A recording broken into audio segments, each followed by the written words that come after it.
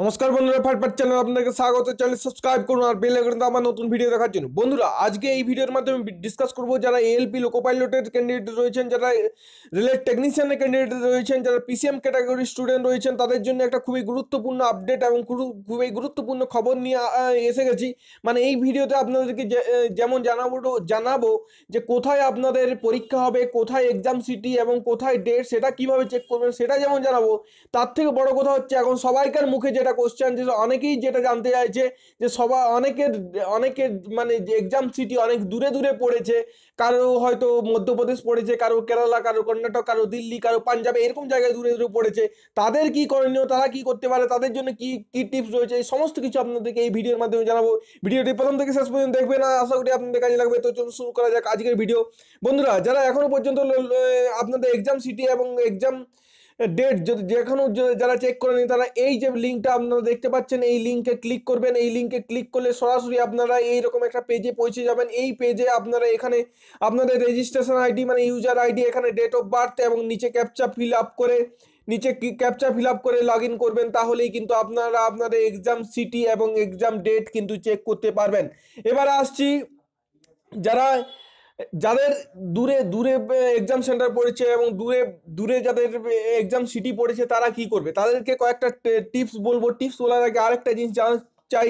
এখানে যখন আপনারা লগ ইন করবেন, তখন আপনাদের কাছে এরকমভাবে এক্সাম সিটি, এক্সাম ডেট, ঠিক আছে, এবং কোন শিফটে পড়েছে, টাইম কখন, প্রত্যেকটা জিনিস ভেসে আসবে। আর যারা এসটিএসসি ক্যান্ডিডেট আছেন, তাদের ট্রাভেল পাস ও পাস থেকে কিন্তু চাইলে ডাউনলোড করে নিতে পারবেন। যা এটা শুধুমাত্র এসটি ক্যান্ডিডেটের জন্য। এবার বলতে চাই যে যাদের এক্সাম সিটি দূরে পড়েছে, তাদের কি করণীয়, তারা কি করতে পারে, তাদের কি কোন পথে হাঁটলে ভালো হবে, এই প্রত্যেকটা ব্যাপারে আপনাদেরকে ডিসিশন দেব। তো চলুন শুরু করা যাক। বন্ধুরা, প্রথম করে বলতে চাই, আপনাদের যেখানে এক্সাম সিটি যাদের দূরে পড়েছে, ধরুন কারোর কেরালাতে পড়েছে, ওয়েস্ট বেঙ্গলে বাড়ি, কলকাতায় বাড়ি, কেরালায় পড়েছে। এবারে এই মুহূর্তে যদি আপনি ট্রেনের রিজার্ভেশন করতে চান, ম্যাক্সিমাম চান্স আছে আপনি সেখানে কিন্তু রিজার্ভেশন পাবেন না, রিজার্ভেশন না পাওয়ার চান্সটাই বেশি আছে। আর সব থেকে বড় কথা হচ্ছে যে এখানে মানে কেরালার কোথায় পড়েছে ঠিক এক্স্যাক্টলি জায়গাটাও আপনি জানেন না। তাহলে এই পরিস্থিতিতে আপনি কি করবেন? এখন আপনাদেরকে কয়েকটা ডিসিশন দিই। আপনি মোটামুটি একটু খোঁজ লাগান আমাদের বন্ধু বান্ধবদের মধ্যে কার কোথায় পড়েছে। এখন এমন দেখার চেষ্টা করুন যে আপনার সাথে বা আপনার মতোই কারোর কেরালাতে পড়েছে কিনা, এবং একটা টিম তৈরি করুন। টিম তৈরি করলে কি হবে, সবাই একসাথে মিলেমিশে পরামর্শ করা যাবে, সেক্ষেত্রে একটা কাজ সহজ হবে। ঠিক আছে, একসাথে যখন একটা কাজ করবেন বা একসাথে যখন যাবেন, ঠিক আছে, তাহলে সেক্ষেত্রে কাজটা অনেকটা হালকা হয়ে যাবে। তো একটা টিম তৈরি করার চেষ্টা করুন। আপনারা জানার চেষ্টা করুন যে আপনার সাথে আর কোনো আপনাদের বন্ধুর পড়েছে কিনা, এই জিনিসটা ফার্স্ট জানার চেষ্টা করুন। দ্বিতীয়ত জানার চেষ্টা করুন যে আপনার ওখানে আপনি যেখানে পড়েছে, আপনার ধরুন কেরালায় পড়েছে, কেরালায় রিজার্ভেশন পাচ্ছেন কিনা। যদি না পাচ্ছেন তাহলে ওয়েটিং এ কেটে নেন। এবার ওয়েটিং এ কিন্তু অনলাইনে কাটবেন না, নেট ব্যাংকিং এ কাটবেন না। ওয়েটিং এ যদি কাটতেই হয় তাহলে আপনি স্টেশনে গিয়ে কাটুন। তাহলে কি সুবিধা হবে আপনাদেরকে বলি। স্টেশনে গিয়ে কাটলে কি হবে, যদি আপনার টিকিটটা কনফার্ম না হয়, তাও আপনি ওয়েটিং এর কামরায় উঠে গিয়ে মানে ট্রেনের তলায় চট বিছিয়ে কিন্তু আপনি যেতে পারবেন।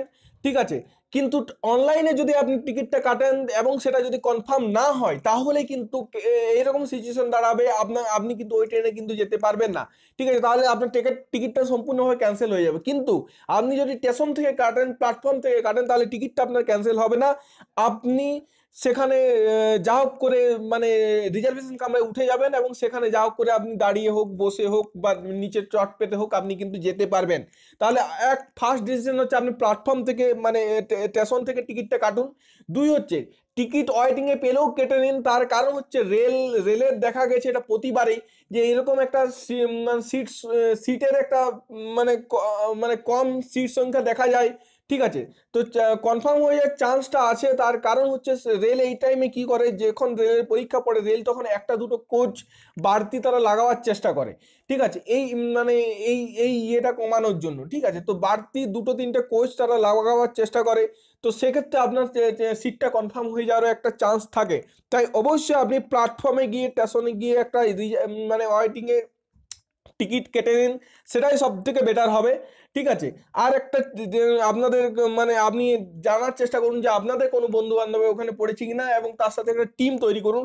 আর 3 নম্বর যে সাজেশনটা দেবো, খুব ইম্পর্টেন্ট সাজেশন, খুব মন দিয়ে শুনবেন, সেটা হচ্ছে আপনার ধরুন কেরালায় পড়েছে, কারোর ধরুন মুম্বাইয়ে পড়েছে, কারোর ধরুন পুনাতে পড়েছে, এবারে আপনি ওই জায়গায় জানার চেষ্টা করুন যে ওখানে কোনো রামকৃষ্ণ মিশন বা ভারত সেবাশ্রম বা সাই বাবা ট্রাস্ট এইসব কোনো আশ্রম আছে কিনা, এইগুলো আগে জানার চেষ্টা করুন। যদি যদি আপনি আপনি এবারে বলবেন যে আমি জানবো কি করে, ঠিক আছে, তার জন্য গুগল আছে, গুগলে সার্চ করুন যে এই জায়গায় ওই সব কিছু আছে কিনা, এবং সার্চ করলে যদি সেটা পাচ্ছেন সেখানে দেখবেন ফোন নাম্বারও পাবেন, ফোন নাম্বারে ফোন করে জানবেন, মানে ওখানে খোঁজ নিন যে আমার এরকম একটা অবস্থা, আমি এরকম একটা কন্ডিশনে পড়েছি, তো আপনাদের কাছ থেকে কোনো সাহায্য পাওয়া যাবে কিনা।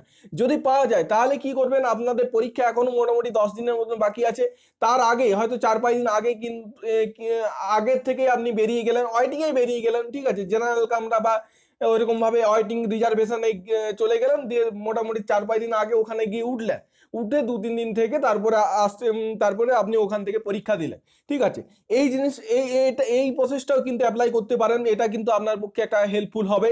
আর একটা ব্যাপার আপনাদেরকে বলে দিই, সেটা হচ্ছে যখন আপনি ধরুন আপনার হয়তো বাইরে কোথাও মুম্বাইয়ে পড়েছে, মুম্বাইয়ের কোন জায়গায় পড়েছে এক্স্যাক্টলি এক্সাম সেন্টারটা আপনার জানা নেই বা আপনি কখনো মুম্বাই যাননি, তাহলে আপনি কি করে খুঁজে পাবেন? তার জন্য আমি বলি আপনারা যে রিজার্ভেশনটি করবেন সেটি হচ্ছে একদিন আগের থেকে রিজার্ভেশনটি করবেন, যাতে একদিন আগে আপনি পৌঁছাতে পারেন। একদিন আগে পৌঁছিয়ে সেখানে লজ ভাড়া নিন এবং এক্সাম সেন্টারে থেকে একদিন মানে গিয়ে দেখে আসুন, ঠিক আছে, তারপরে আপনি সেখানে যাবেন। ঠিক আছে, একদম প্রথম যে মানে একদম ফার্স্টেই কিন্তু যাওয়ার চেষ্টা করবে না, তাহলে কিন্তু শেষ মুহূর্তে 11th আওয়ারে কিন্তু বিপদে পড়ে যাবেন। তাই আপনাকে বলবো একদিন আগে পৌঁছান এবং এক্সাম সেন্টারে ভিজিট করে আসুন, তারপরে প্রস্তুতি নিয়ে সেখানে পরীক্ষা দিতে যান, এটাই সব থেকে বেটার হবে। তাই রিজার্ভেশনটা আমি করতে বলবো, যেদিন পরীক্ষা তার এমনভাবে রিজার্ভেশনটা করুন যেমন একদিন আগে পৌঁছাতে পারেন, এই ডিসিশনটা আপনাদেরকে দেবো। তো এই কয়েকটা জিনিস আপনাদেরকে বললাম, এই কয়েকটা রাস্তা আপনাদেরকে বললাম, এবারে হচ্ছে আপনাদের কি মনে হয়, আপনারা কি করছেন নিচের কমেন্ট বক্সে কমেন্ট করুন, যাতে আমাদের আদার্স যা ভিউয়ার্স আছে, আদার্স যা সাবস্ক্রাইবার আছে, তারা তারা তারা বুঝতে পারে যে আপনারা কি করছেন এবং তাদের থেকে তারা একটা ডিসিশন নিতে পারে। আমি যে ডিসিশনটা দিলাম সেটা কিরকম মনে হচ্ছে সেটা আপনারা অবশ্যই নিচে জানাবেন, ঠিক আছে। এবং আরেকটা জিনিস আপনাদেরকে বলে দিই, যাদের একটু ইকোনমিক্যাল ব্যাকগ্রাউন্ড ভালো, যাদের একটু কন্ডিশন ভালো, তাদেরকে আরেকটা ডিসিশন দিচ্ছি, সেটা হচ্ছে আপনারা পারেন তো ফ্লাইটে করে চলে যাবেন। এটা সবাই কিন্তু অ্যাফোর্ড করতে পারবে না, কারণ এখন ফ্লাইটেও কিন্তু অনেক সমস্যা দেখা দেবে, ঠিক আছে। তো আপনারা ফ্লাইটে যাদের ইকোনমিক ব্যাকগ্রাউন্ড ভালো তারা অবশ্যই আজকের থেকে কিন্তু ফ্লাইটে বুকিং করুন, লাস্ট 11th আওয়ারে কিন্তু এখন যা কন্ডিশন 11th আওয়ারে কিন্তু ফ্লাইট পাবেন না। তাই যদি ফ্লাইটে যেতে হয় তাহলে যদি সেরকম মনস্থির করে নেন, তো ফ্লাইটের বুকিং কিন্তু এখন থেকেই শুরু করুন। তো এই হচ্ছে আজকের মোটামুটি আপনাদেরকে কয়েকটা বিষয় গাইড করার চেষ্টা করলাম। যদি ভিডিওটা ভালো লাগে, যদি ইনফরমেশনটা ভালো লাগে, অবশ্যই ভিডিওটি লাইক করবেন, প্রচুর পরিমাণে শেয়ার করবেন, আর নিচে অবশ্যই কমেন্ট করবেন, আপনাদের ডিসিশন জানাবেন, ঠিক আছে, যাতে আমাদের আদার্স যারা ভিউয়ার আছে তাদের সুবিধা হয়। আমি যে ডিসিশনগুলো দিলাম সেগুলো কত ঠিক কত ভুল সেটা নিচের কমেন্ট বক্সে অবশ্যই কমেন্ট করে জানাবেন। থ্যাংক ইউ, ভালো থাকবেন, ভালোভাবে পড়াশোনা করুন, চাকরি পেতে হবে, মানসিকতা নিয়ে পড়ুন, চাকরি হবে। থ্যাংক ইউ, ভালো থাকবেন।